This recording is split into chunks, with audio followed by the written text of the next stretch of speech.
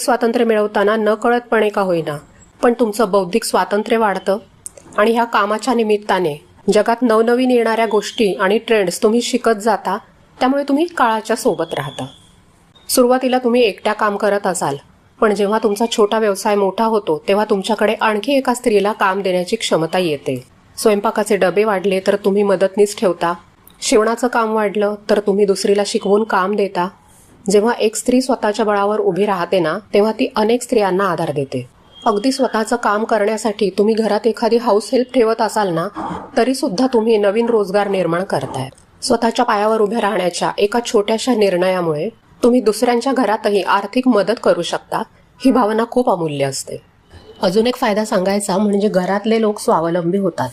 स्वतःचं काही ना काही करतो तेव्हा आपण सतत घरातल्यांसाठी अवेलेबल नसतो, त्यामुळे त्यांच्या दृष्टीने आपली व्हॅल्यू वाढते आणि शिवाय सतत आपल्यावर अवलंबून राहण्याची सवय असते ना, ती पण कमी होते. आपण 24 तास त्यांच्यासाठी उपलब्ध नाही आहोत हे ते समजून घेतात आणि तुमची मुलं तरी नक्कीच स्वावलंबी होतात. हा गुण त्यांच्या व्यक्तिमत्व विकासासाठी खूप महत्त्वाचा ठरतो.